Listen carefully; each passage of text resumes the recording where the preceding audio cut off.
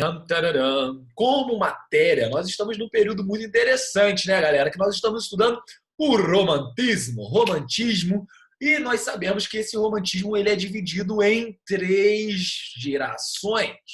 Ou tem autores que chamam de três as fases do romantismo. Seja qual a definição for, seja qual for a nomenclatura, a gente precisa entender muito bem os aspectos e diferenças dessas três gerações, beleza? Eu sei que vocês estão no primeiro ano, né? Mas o ensino médio inteiro é um curso, né? O ensino médio é um curso. E aí, ao final desse curso, não sei se é interesse seu prestar ou não vestibular, mas o Enem, com a prova de linguagens, ele gosta muito do romantismo, tá? Ou pelo menos de trabalhar algum texto do romantismo em link, em consonância, né? Algo linkado, é algo que está relacionado com algum texto moderno. Falou? Então fica de olho que é muito importante. Mais importante do que a gente decorar nome de autor, mais importante do que decorar livros, é a gente decorar o conceito, a gente entender, não, na verdade não é decorar, é entender o que se passava na cabeça dessa galera aí no romantismo. É claro que até aqui a gente está estudando romantismo, poesia, tá bom? Quando a gente entrar em romantismo, prosa, eu vou trazer os livros para vocês, as histórias para vocês, e histórias modernas, muito boas, que são parecidas com a ideia do romantismo, tá bom?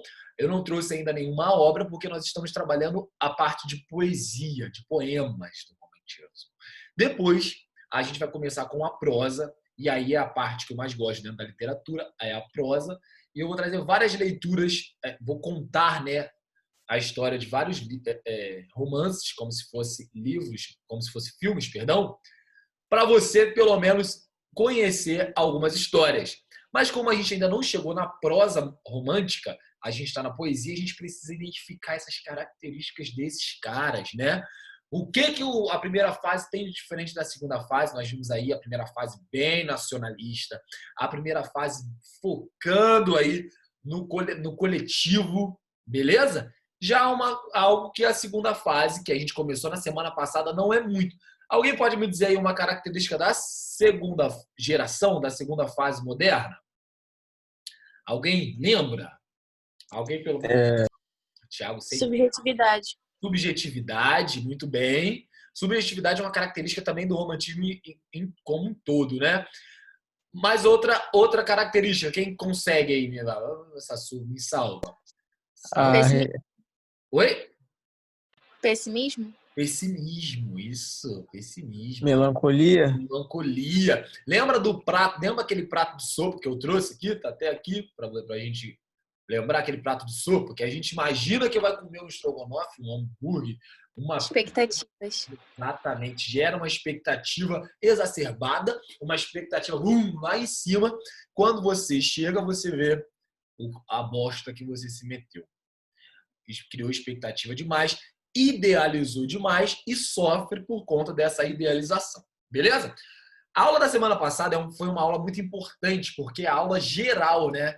Eu fiz até um slide para vocês, ele está aqui, vou passar ele bem rápido, né? Porque não é o nosso foco. Mas a poesia da segunda geração romântica, tá? A gente lembrou aí da primeira fase, busca pela identidade nacional, eu estou pensando no povo, eu estou pensando em todo mundo, ó, que beleza, maravilha. Já na segunda fase, eu não estou pensando em todo mundo, eu estou pensando mais em mim, né? Isso aí estava na apostila, a gente fala do Minha Alma é Triste, olha o título do poema. Minha alma é triste, o meu coração é triste, eu sou triste. Caraca, que coisa na bad, né? Ou seja, o romantismo segunda geração, ele é a bad em si, né? É isso que a gente conhece como bad. Tá na bad, tô na bad. É o romantismo segunda geração.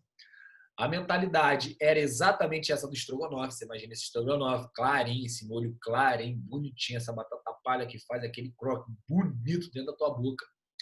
Ou um churrascão, né, com aquele pão de alho no ponto, com aquela farofa cheia de bacon, esse hamburgão aí, que essa carne, esse blend recheado com bacon, já tá dando fome, já minha boca enchendo d'água.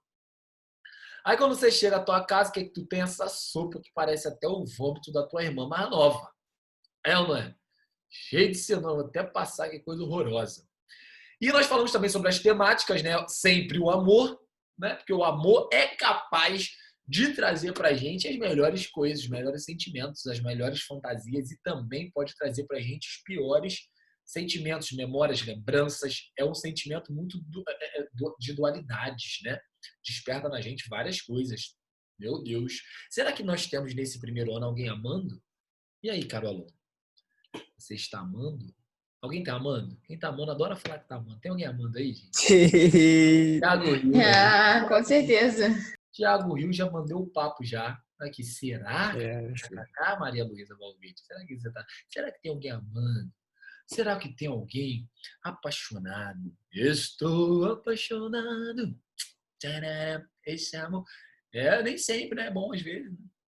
Sempre tem alguém, né? Não? Sempre tem alguém. Mas vamos deixar aí, porque tá esse negócio, esse mistério no ar, né, meu parceiro? Esse jogo de jogar pra cá, jogar pra lá, quem será que tá apaixonado? KKKK. Deixa isso quieto, deixa a vida dos outros. Mas é bom estar apaixonado, né? É bom estar amando. Outros temas também: a morte, o melancolismo, o pessimismo e o saudosismo. Saudosismo, tá galera. sobre né? Perdão, travou. Repete. Tá falando sobre a segunda geração agora, né? Segunda geração. Tu pode ver, ó, que entra a morte, né? Entra o melancolismo, o pessimismo e o saudosismo. Morte, melancolismo e pessimismo não tinha de jeito nenhum na primeira geração. Isso aí não temos. Parece até a época do Sad Boy, isso aí. É verdade. Sabe o que é? Verdade, parece. Agora, tu sabe o que é saudosismo? Saudosismo, galera, é importante. Eu não falei isso tanto na semana passada. Saudosismo é quando tu fica lembrando, sabe, do passado. Pô, meu passado era bom. Pô, Você falou assim, minha infância que era boa, minha juventude era boa, hoje eu sou uma merda, hoje eu tô uma merda. É isso que é o saudosismo, tá bom? Essas são as características tipo, primárias. você não falou o nome, não. Tipo, você falou que é bom lembrar e tal. Mas não falou que era saudosismo, não. Isso, saudosismo. Saudosismo é isso. Por exemplo, Casimiro de Abreu, ele tem um poema que ele fala da infância dele, né? Quando ele tinha a idade, quando ele era criança, como ele era inocente, como tudo era bonito. Então é isso. Quando a gente está saudosista, sempre lembrando do passado, a gente está lembrando do passado, comparando o passado, sendo o passado melhor que a vida que se tem no momento que se escreve, entendeu? Então, o saudosismo é uma espécie de melancolismo, né? Não sei se você já esteve perto de alguém que hoje não está numa fase legal, um senhor de idade, que está adoentado, aí ele começa a falar, a resmungar de quando ele era jovem, de quando ele era adolescente, de quando ele era criança. Isso aí é um sentimento de saudosismo, né? Mas esse saudosismo pode ser positivo e esse saudosismo também pode ser melancólico, pessimista. Então, na segunda fase, é assim, melancólico, saudosista. O medo de amar, que eu falei, né? A visão da... isso aqui é importante. A visão da mulher angelical, né? Sempre comparando a mulher como criança, impura, intocável. E a natureza? Cadê? Volta. A natureza, na primeira fase, era aquela natureza, né? Aí da Costa Verde, né? Você pode ver que aqui, essa foto aqui é de Coroa Grande, não é não? Não é não, meu Thiagão? É de Coroa Grande essa foto aqui, a primeira foto. Coroa Grande é a segunda foto de Itaguaí. Não tá mostrando nada, não. Dá pra ver a lama daqui já. Aí, O Coroa meu tá Grande. travado na tela amarela. Ah, tá. Coroa Grande. Pô. Foi filmar. Esse aí foi tirado aqui, né? Segunda foto, centro de Itaguaí. O raio caindo lá no céu, tá vendo aqui? Você pode ver a diferença, como as fases elas tratam a natureza. A primeira exaltando, mostrando a natureza como uma grande participativa, como uma grande participação da natureza na identidade nacional, pensando sempre no coletivo. Já a segunda fase, meu filho, ela vai tratar a natureza como ela é, pessimista, falou? Vai tratar a natureza como incontrolável, essa questão mais sombria da natureza, mais tenebrosa da natureza, falou?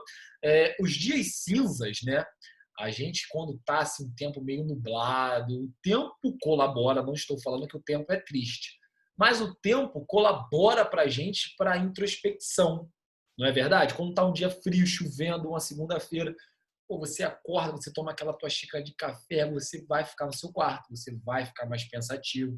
não é aquele clima mais, como dizer, extra, né? Aquele clima que você quer sair, você quer curtir, você quer fazer tal coisa. No frio, as nossas tendências, nossas vontades, elas mudam um pouco. Até a nossa vontade de comer também muda, né? É uma coisa mais recolhida. Então, a segunda fase, ela também vai explorar a natureza dessa forma mais recolhida. Porque a segunda fase, ela é isso. Eu me recolho para pensar. Eu me recolho para refletir. Eu me recolho principalmente para sofrer esse amor que eu nunca tive. Por isso que a gente tem aqui esse medo de amar. Ó. Cadê? Medo de amar. O que é o medo de amar? Eu gosto de alguém, eu curto esse alguém, mas eu não concretizo nada com esse alguém. Entendeu? Hoje fica naquela virtual, né? Aquela parada virtual. Tu entra no Instagram, tu olha aquela pessoa, tu fala que pessoa linda, mas eu não tenho coragem de assumir esse amor, porque vai sofrer. Não é verdade? Por isso que eu acho que eu tô no, como diz? Tô na boa. Não sou tão feio para envergonhar ninguém, né? Mas também nem tão bonito para dar trabalho, né? Então aquela pessoa, né? Caracas, hein? Não pode ser feio para deixar a pessoa envergonhada, apresentar na família, né? Também não pode ser muito bonito para dar trabalho para ninguém. Pô, mas falar, Né? Não, parceiro, eu tô fala. mentindo pra você. Essa imagem aí dessa praia aí, né? Aqui não, aqui é mais limpo, entendeu? É mais limpo, também achei. Não, Tá, eu tava não tá um azul mentindo. legal, né? Não tá um É. azul turquesa. Não tá. Também achei, fiquei na dúvida, mas era, Thiago. Acho que era final da tarde. Isso aqui já tava 6 horas da noite. Aí já tava assim. Alguém falou assim: É, nossa, esses slides estão lindos. Mas bonito seria se tivesse um barco abandonado ali, todo quebrado, com caindo assim Não, agora. não fala assim não, fala assim não. Não tá água aí não. Aí ele botou assim, ó. Nossa, esses slides são tão lindos. Estou tentando prestar atenção na matéria, mas está me chamando muita atenção. Muito obrigado. Depois eu passo um bisu dos slides. Eu adoro. Eu me amarro em fazer slide. Tá? Me amarro em fazer slide. Obrigado. Para aula de hoje eu não fiz slide não. Essa aí eu da aula passada mesmo. Mas olha só. Como eu falei, Jéssica botou aqui, é aquele papo bonito demais pro feio, feio demais pro bonito. É verdade, né? A gente tá na média. Aquela média é um problema, Jéssiquinha. Gente, esse slide amarelo aí, ele é o slide principal para a segunda fase, tá bom? Porque a aula de hoje é meio que uma continuação da segunda fase também. Então você fica de olho aí que quando eu falo, ó, presta atenção nos slides, porque os slides sempre nos ajudam na hora das provas também. Esses dois camaradas aí, tanto Casimiro de Abreu quanto Fagundes Varela, esse Fagundes Varela parece muito, cara, um ator da Globo que fez aquela novela Verão 90. Não sei se você via no Verão 90, se você é noveleiro. Novela não, séries brasileiras, né? Porque novela fica meio ultrapassada. Mas esses dois aqui são os do, são deixa eu ver dela.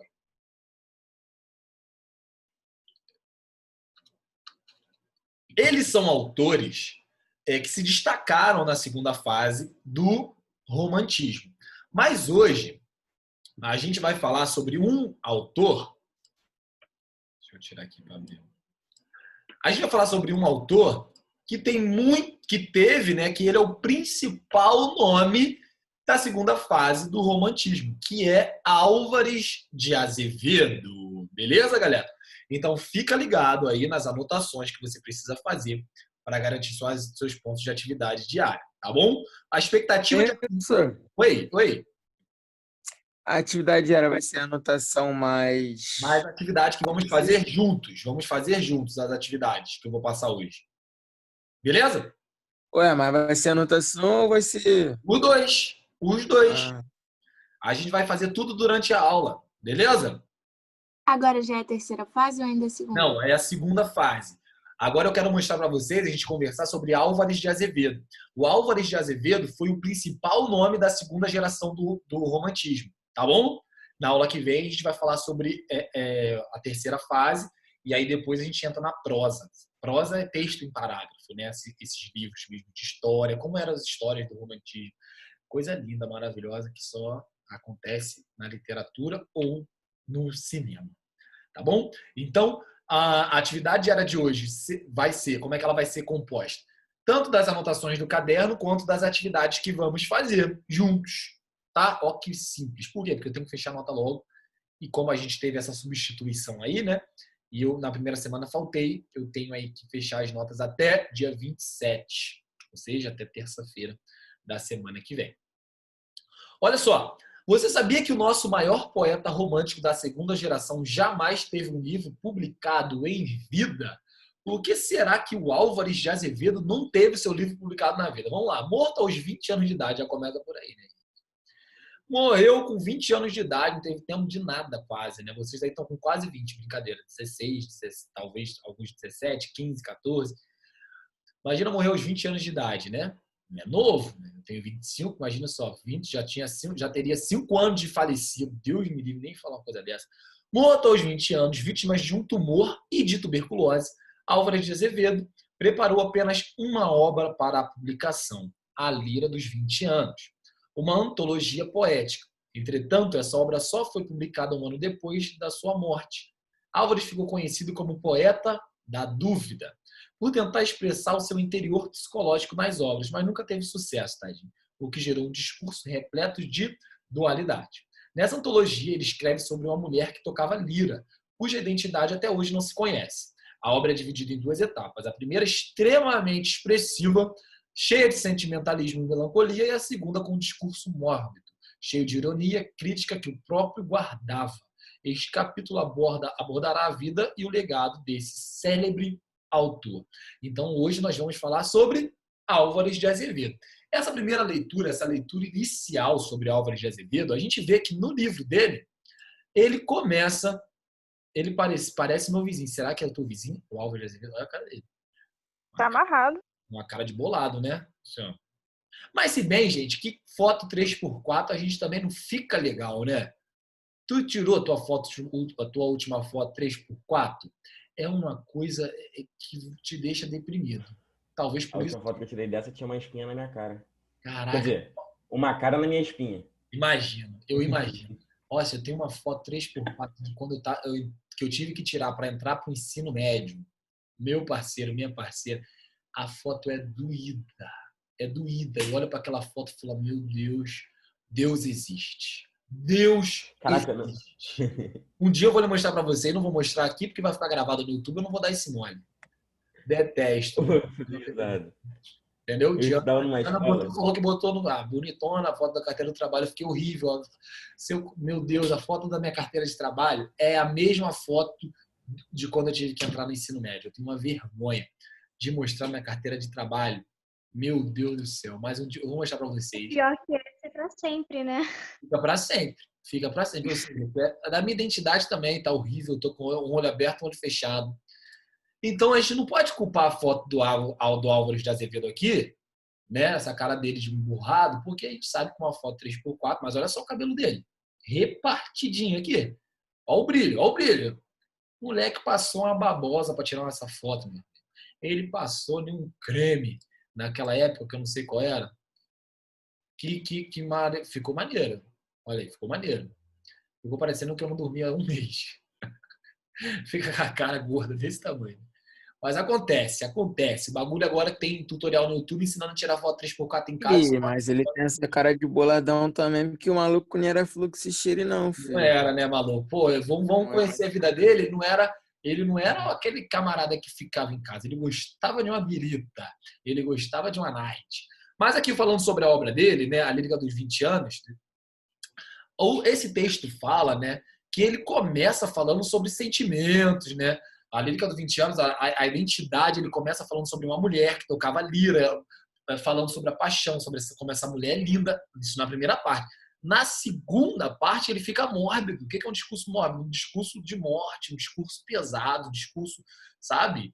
Pesado, como no sentido de temas fortes, como temas fortes e melancólicos, depressivos, pessimistas, né?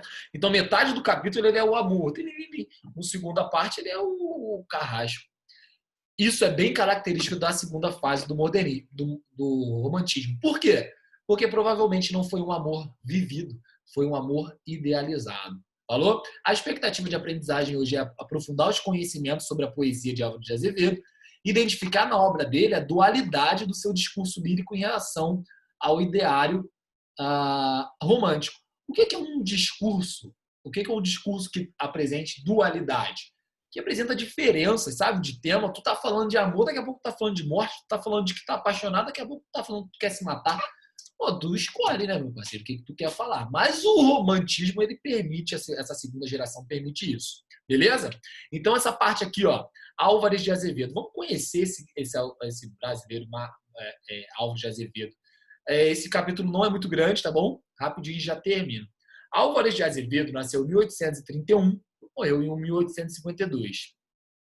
É, sem dúvida, o poeta de maior destaque da segunda geração romântica. Ele nasceu em São Paulo, mas mudou-se em 1833 para o Rio de Janeiro, onde concluiu os estudos básicos no Colégio Pedro II, colégio esse que existe até hoje, tá? Depois, voltou para sua cidade natal, matriculando-se na Faculdade de Direito. Lá, sua vida foi marcada pela boemia aí, galera. A vida dele foi marcada pela boemia, falou? Boemia é o quê? Cachaça, vida noturna, tá? Se você quer você não vai falar, pô, eu sou cachaceiro. Não fica legal, eu sou boêmio. Olha aí como é que ficou mais bonito. Eu sou boêmio, eu tenho uma vida boêmia, entendeu? Fica até mais bonito. Se bota assim, ó, lá sua vida foi marcada pela cachaça. Tu fala, esse cara, mas a gente bota o quê? Boêmio. Aí já fica um negócio mais sofisticado, né? Já fica um negócio mais bonito. Então ele teve a vida marcada pela boemia, né? Deixa eu ver que tem um recadito aqui. Cirrose todo dia. Mas ele nem morreu de cirrose. Com 20 anos o fígado estava bom. Ele morreu com tumor e tuberculose. Também a medicina daquele tempo não era como a de hoje, né? Mas enfim. A sua vida foi marcada pela boemia. Ai, cara, estou aqui, ó, nessa parte aqui, boemia. O poeta integrou vários grupos boêmios, tendo sido um dos fundadores da Sociedade Epicureia, envolvendo-se também com o satanismo.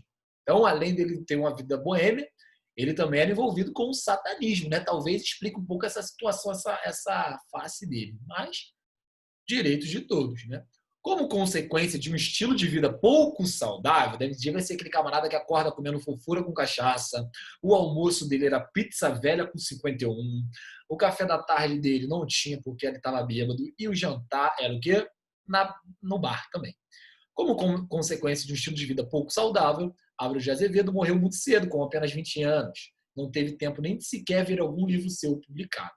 Segundo o crítico, grande crítico, né, professor Antônio Cândido, Álvares de Azevedo foi o poeta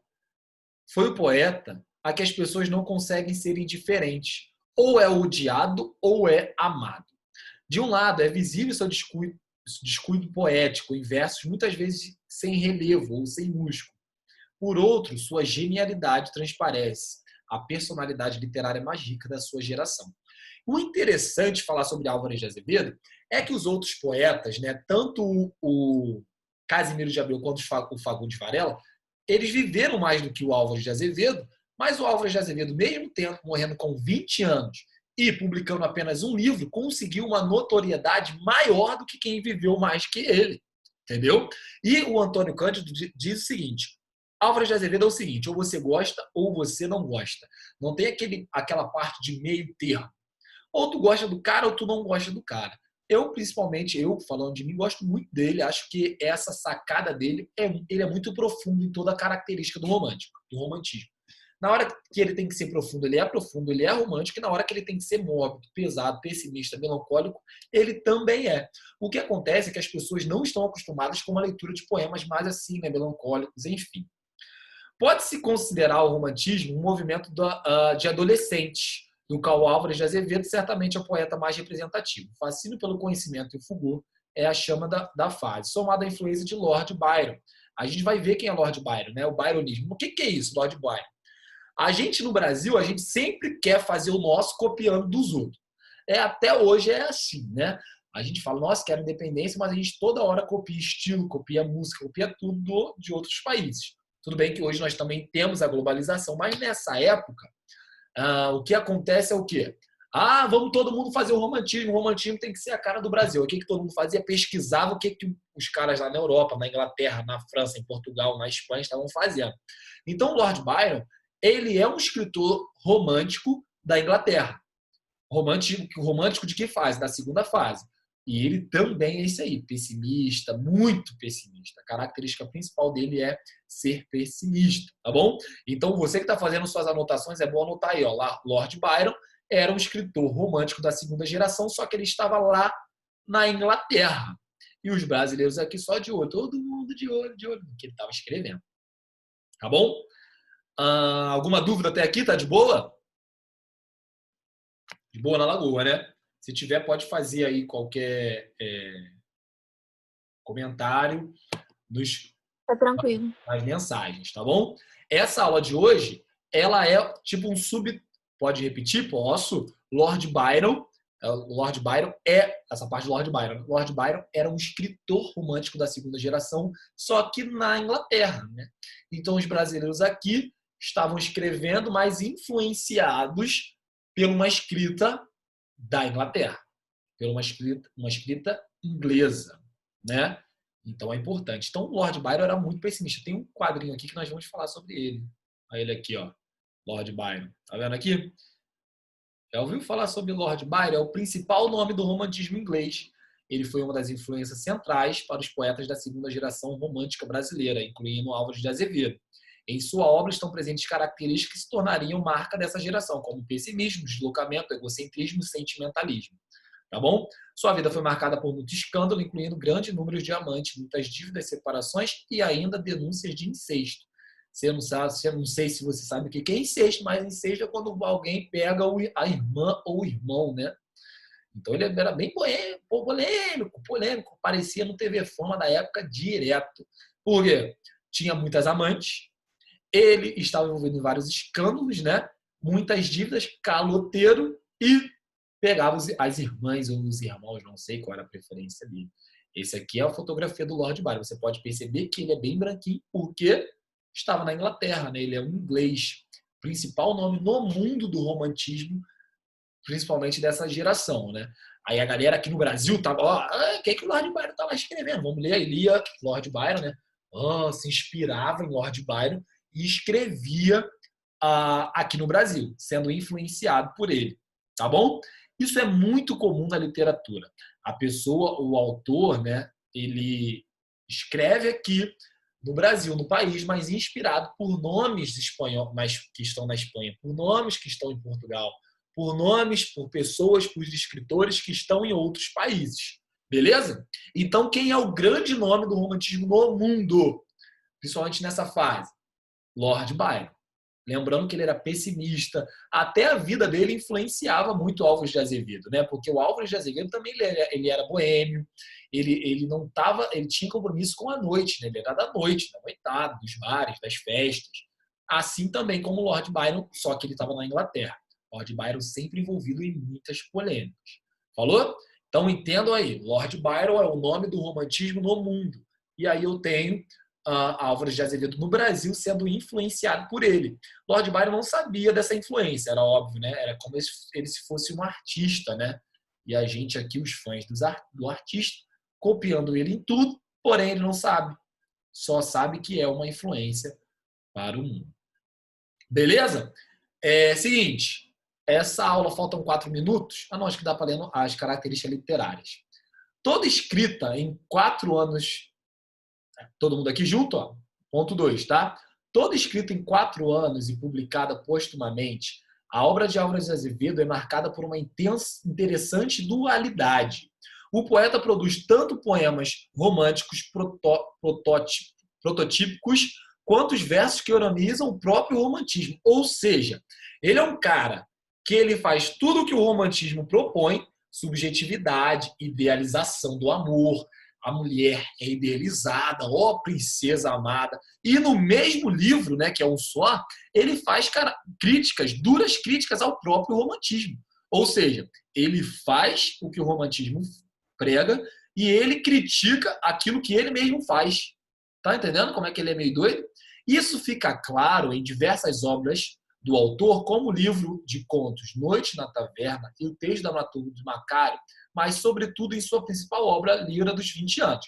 Toda análise de texto que a gente tem sobre Álvares de Azevedo é do Líra dos 20 anos, que é a principal obra dele. Ele tem outros livros de contos, mas é esse que a gente foca. Então, o cara é meio que maluco. Ele faz, se fosse uma história romântica, né, no geral, o que é uma história romântica? Altamente idealizada, é o amor perfeito, é a mulher perfeita. Ele faz isso e, ao mesmo tempo, uma parte depois, ele critica isso. Ué, ele critica o próprio romantismo, de ser tudo idealizado. Esse cara é doido. Nessa antologia estão presentes o tradicional conflito romântico do eu versus o mundo, quanto aos conflitos desse mesmo eu consigo.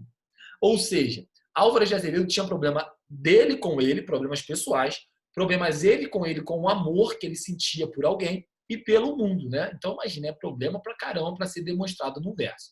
Como afirma Álvares de Azevedo em um dos seus prefácios, a obra encontra-se dividida em dois polos, o de Ariel e o de Caliban, figuras mitológicas representativas, respectivamente, do bem e do mal.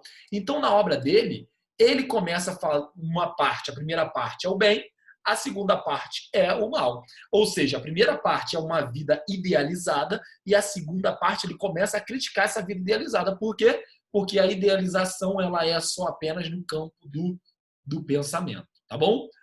O primeiro, um espírito do ar, assume a representação simbólica do poeta romântico tradicional, perseguidor do sublime e do etéreo. O segundo, por sua vez, é um escravo selvagem deformado, uma representação simbólica da imagem distorcida e ridícula do poeta romântico, avessa ao sentimentalismo e à idealização. A primeira parte do livro dele, ele compara com um anjo, tá vendo? A segunda fase com um escravo. Por quê? Para ele, todo poeta romântico dessa segunda geração, ele é escravo dos sentimentos. Você conhece uma pessoa que era meio escrava dos sentimentos? A personalidade dela é definida pelo aquilo que ela experimenta, pelo sentimento que ela experimenta. Vamos dar uma pausa aqui rapidinho, que vai cair a nossa live, né? E eu vou colocar outra lá no outro link do Zoom. Somos 20 alunos, vou esperar esses 20 alunos aí voltar, todos vocês voltarem para a gente retornar. Beleza? Então pega lá o link no Classroom, que eu já vou colocar aqui, que vai cair. Beijo! Até daqui a pouco. Comerciais. Você já conhece a Nova Água,